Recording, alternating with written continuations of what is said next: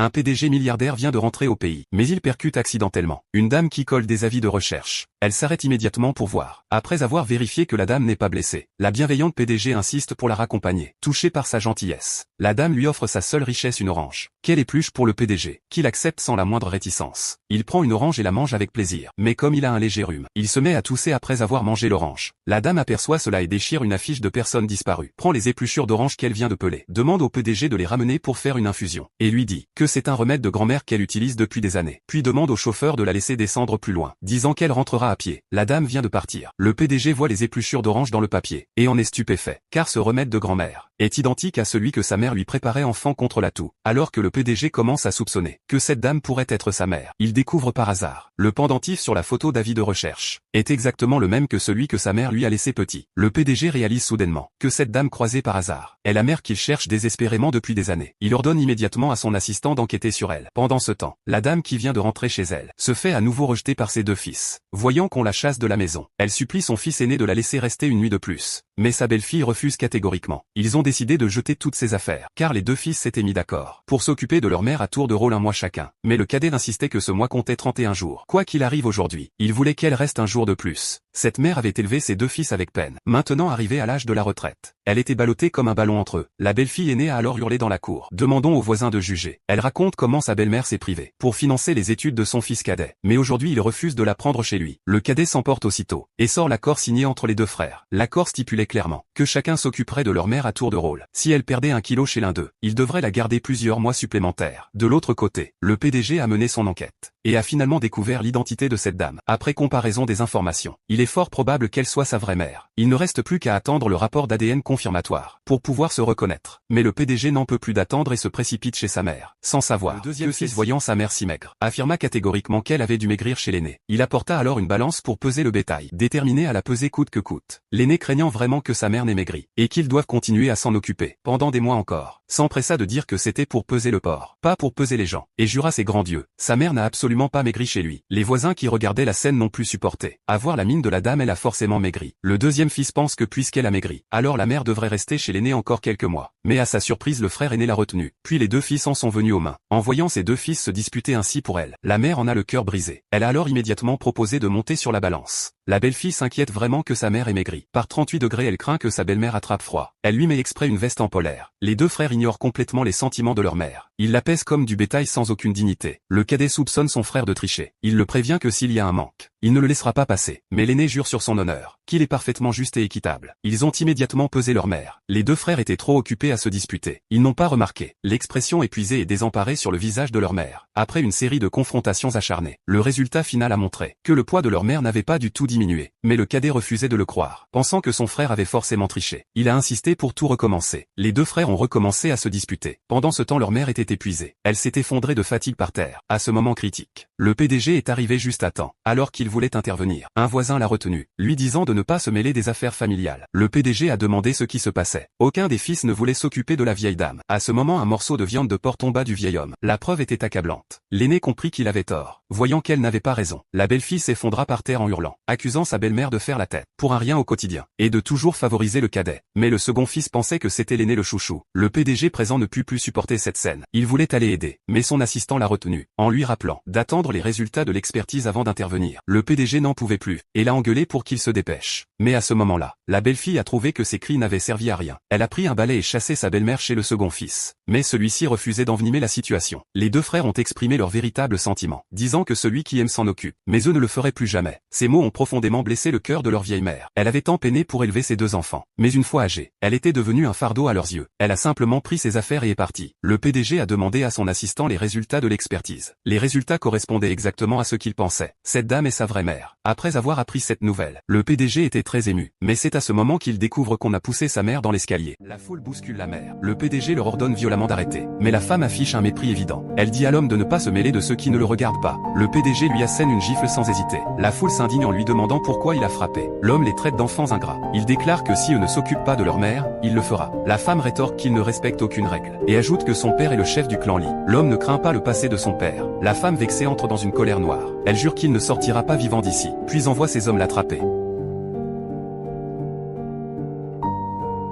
mais aucun d'eux n'est à la hauteur. La femme doit attendre l'arrivée de son père. Le vieil homme ignore l'identité du PDG devant lui. Il lui demande de partir rapidement. Le PDG refuse la demande du vieil homme et promet qu'elle ne souffrira plus jamais et a appelé la vieille dame maman. Tout le monde regardait le PDG avec stupeur. La vieille dame était aussi sous le choc.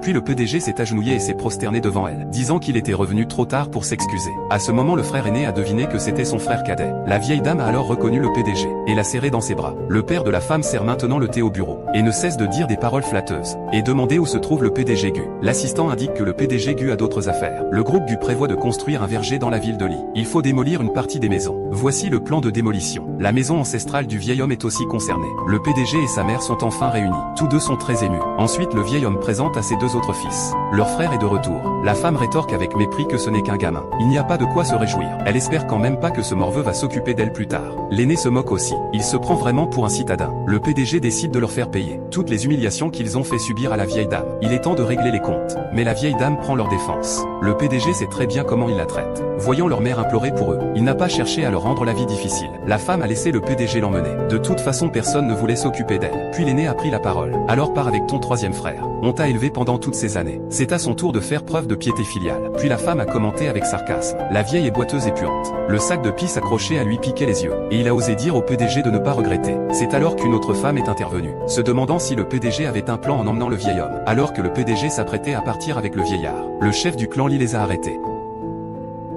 Le chef du village arrive avec une bonne nouvelle. Le groupe Gu a jeté son dévolu sur les terres de l'est du village. La vieille maison familiale est incluse dans le plan de démolition. L'indemnisation atteint 5 millions. Les villageois ont du mal à y croire. Le chef affirme que c'est le secrétaire de Mgu en personne qui lui a dit. Une information absolument fiable. Le PDG ne veut pas leur parler, alors qu'il s'apprête à partir avec le vieil homme. Ses deux fils se précipitent pour les retenir et traiter le PDG d'impudent. Il n'est pas revenu pendant toutes ces années et revient pile au moment de l'expropriation. Il disait aussi que la vieille femme était trop partiale. Une affaire aussi importante que l'expropriation sans les prévenir.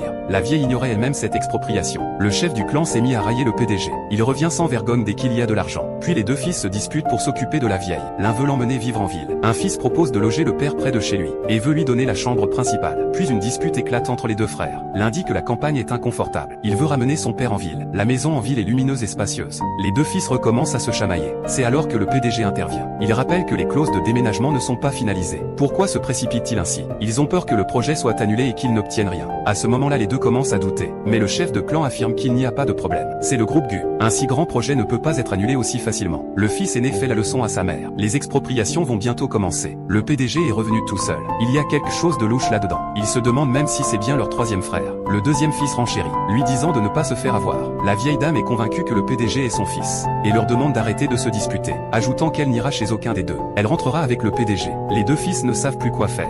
Le fils aîné soudain s'agenouille et demande pardon à sa mère, en espérant son pardon. Le cadet l'imite aussitôt et abonde dans le sens de son frère, accusant même le PDG de malveillance, ne voulant que l'argent de l'expropriation. Mais la vieille femme croit en l'intégrité du PDG. Les badauds autour se moquent des deux frères, prêts à tout pour de l'argent. Le PDG s'apprête à partir avec sa mère, mais une femme les arrête. Elle ne veut pas les laisser partir comme ça. Elle exige des preuves de bonne foi pour les laisser partir. Le frère demande aussi le titre de propriété. Le PDG accepte sans hésiter. Il est prêt à tout leur donner, mais sa mère n'est pas d'accord. Le PDG rassure sa mère en prenant les choses en main. Puis il a formulé une demande, qu'ils échangent leur maison contre celle de leur mère, et qu'ils s'agenouillent pour lui faire 3 prosternations. Les deux frères ont hésité, mais en pensant que leur maison ne valait pas grand-chose, loin des indemnités de démolition, l'échange était toujours avantageux. Le cadet s'est aussitôt agenouillé, et a commencé à s'excuser en se prosternant. Puis il a sorti du papier et un stylo, promet de transférer sa maison à sa mère. Le fils aîné s'agenouille aussi pour s'excuser. La femme rédige également le transfert de la maison. Ensuite ils remettent les actes des deux maisons à leur mère, pour qu'elle leur donne sa maison. Puis la mère sort son titre de propriété et le leur remet. Les deux frères regardent le titre avec joie,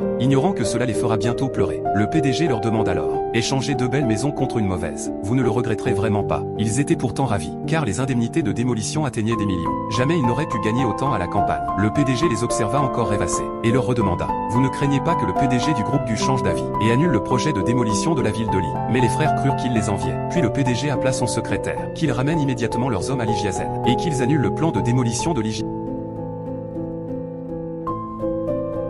Le PDG appelle sa secrétaire pour annuler le projet de démolition à Ligiazen. Ses subordonnés repartent immédiatement en voiture vers Ligiazen. Les gens continuent de se moquer du PDG, disant qu'il essaie de les impressionner avec son téléphone. Ils pensent qu'il est juste jaloux d'eux, et prétendent qu'il se fait passer pour le PDG Gu. Il l'insultant, le traitant de voyou et de mendiant. La mère trouve leurs propos très grossiers. C'est alors que le maire reçoit un appel. La femme donne un coup de pied dans les bagages du vieil homme, les presse de partir. Le maire reçoit la notification d'annulation du projet de démolition. Il reste figé sur place, puis annonce devant tout le monde l'annulation du projet. Personne n'arrive à croire cette nouvelle. Le PDG vient à peine d'annoncer le résultat que tout est annulé. Là, quelqu'un pense au PDG, commence à douter de sa véritable identité, mais certains y croient encore. Le PDG ne peut absolument pas être Monsieur Gu, et il pense que le PDG a juste eu de la chance. Le PDG ne veut pas se disputer avec eux. Il veut partir avec sa mère, mais ils les ont encore retenus. Là, ils ont encore exigé de récupérer la maison. Sinon, pas question de sortir d'ici. Le PDG a dit que c'était noir sur blanc dans le contrat, et maintenant ils veulent faire marche arrière. La femme a jeté la maison de la vieille dame vers elle, et exige la restitution de sa maison. Le PDG trouve leur comportement déraisonnable. La femme se précipite pour arracher, et finit par pousser la vieille dame au sol. Le PDG se précipite pour s'enquérir de son état, puis les réprimande en leur disant d'arrêter. Ensuite, il aide sa mère à se relever, et décide de leur faire payer.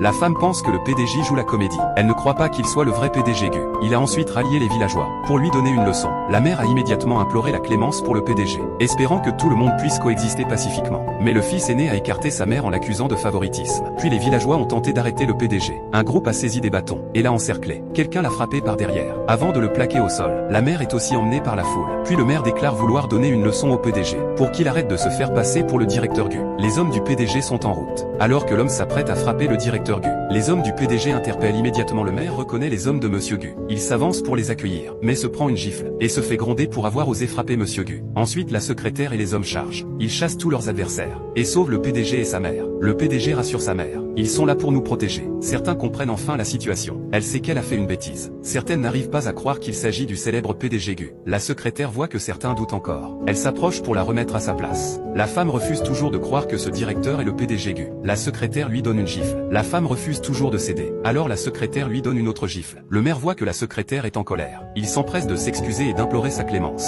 Il espère qu'il épargnera sa femme et sa fille. Le grand frère commence aussi à avoir peur du PDG, disant qu'ils sont tous des gens de la campagne, espérant qu'il les pardonnera. Le deuxième frère se manifeste aussi, disant que c'est une famille et qu'il ne faut pas en tenir rigueur. Le PDG dit qu'ils n'ont aucune honte, venant de maltraiter leur mère, lui voler son titre de propriété, et s'être ligué pour leur donner une leçon. Comment avons-nous oublié que nous sommes une famille? C'est la mère qui intervient pour les défendre. Elle demande au PDG de ne pas exagérer. Le PDG trouve que sa mère est trop gentille. C'est pour ça qu'il la maltraite toujours. La mère souhaite qu'ils vivent en harmonie. Elle dit aussi que ces villageois n'ont pas de mauvaises intentions. Le PDG n'a d'autre choix que d'obéir à sa mère. Il libère tout le monde. C'est alors que les deux frères se précipitent. Il fait des éloges au PDG. La femme rappelle discrètement à l'aîné de demander la maison. L'aîné commence alors à se plaindre. Il explique qu'ils ont économisé pendant des années pour construire cette maison. Il espère que le PDG leur rendra la maison. Le cadet ajoute qu'il compte sur cette maison pour se marier. Le PDG, par égard pour leur mère, leur pardonne à nouveau, et précise que c'est la dernière fois. Il emmène ensuite sa mère rentrer à la maison. Les deux frères complotent à nouveau dans leur dos. La femme les rappelle une fois de plus. La femme les invite chaleureusement, leur propose de dîner avant de partir. Ils pensent qu'elle veut les remercier, et s'excuser pour l'incident précédent. La mère est touchée par leurs excuses, mais leur vrai visage apparaît vite. La femme évoque ce que la mère a consommé chez eux, demande si cela peut être remboursé. La mère est sous le choc. La femme dit que les relations sont rompues. Il faut profiter pour négocier maintenant, sinon on n'aura plus jamais l'occasion. Même le grand frère n'en peut plus, mais la femme reste ferme sur sa position. Puis elle commence à leur faire les comptes. 100 € par mois pour l'eau et l'électricité, 10 € par repas 3 fois par jour. Au final, après tous ces calculs, le total s'élève à 36 500. La mère est choquée par sa façon de compter. Puis elle a demandé de l'argent au PDG. Ensuite, elle a augmenté la somme à 60 000 yuan. La mère regardait son fils aîné. Le fils aîné a tacitement approuvé l'idée de la femme. C'est alors que le deuxième fils est intervenu, disant qu'il voulait aussi être payé. La mère était très déçue par eux. Avoir élevé deux fils aussi ingrats. La mère ressentait une douleur immense. Le PDG a accepté leur demande, et a posé ses conditions, leur interdisant de déranger à nouveau la vie de la vieille dame. C'est alors que la mère arrête le PDG, leur disant qu'elle aussi veut régler des comptes. Mais ils ignorent de quoi il s'agit. La vieille dame réclame un loyer pour 10 mois de grossesse. Tout le monde se moque d'elle, alors que le PDG est si riche. Pourquoi s'intéresser à leur argent? La vieille dame explique avoir élevé deux fils avec peine, pensait pouvoir passer une vieillesse heureuse, mais a finalement eu deux fils ingrats. La vieille dame s'est alors souvenue du passé. Elle a tout donné pour ses deux fils, et maintenant elle n'obtient rien en retour. Les deux fils sont maintenant remplis de regrets. Même les villageois n'en peuvent plus. Le deuxième fils s'est alors agenouillé devant sa mère, avouant qu'il avait eu tort de ne pas être filial. Sa mère lui a dit de se relever. La femme dit qu'élever un fils est normal. Pas de loyer pour 9 mois de grossesse. Pourtant la femme insiste pour avoir de l'argent. Le PDG dit que ce n'est pas une question d'argent, mais qu'il ne leur donnera rien. La femme menace alors de divorcer de son fils s'il ne paie pas. L'homme regarde la femme incrédule. La femme dit qu'il ne sert à rien chez elle. Demander de l'argent au PDG est-il si mal? La femme déclare fermement. Pas d'argent, pas de mariage. Voyant l'homme hésiter, la femme dit aussitôt divorçons maintenant. Le vieux ne veut pas qu'il divorce. Il sort immédiatement tout son argent, espérant qu'ils ne divorceront pas. Mais la femme insiste pour obtenir les 60 000 euros, et pousse violemment la vieille dame. C'est plus que l'homme ne peut supporter. Il crie qu'elle n'est pas humaine. La femme hors d'elle se précipite pour pousser la vieille dame. L'homme ne se laisse pas faire. Il lui assène une gifle, puis déclare qu'il devrait divorcer. Mais la vieille dame souhaite qu'ils continuent à vivre ensemble. Mais l'homme est déterminé à divorcer. La femme ne peut croire à cette réalité. Le vieil homme tente de dissuader le mari de rompre, mais la femme comprend enfin la situation. Ces années il a trop cédé à sa femme, ce qui a causé tant de souffrance au vieil homme. Il s'agenouille pour s'excuser auprès de sa mère. Le vieil homme souhaite seulement qu'ils vivent heureux. La mère de la femme déclare qu'il n'a pas le droit de la répudier. Mais l'homme ignore méprisamment leurs propos. Il a promis de ne plus laisser sa mère souffrir avec lui. Mais la femme continuait à les mépriser, estimant qu'il devait lui obéir.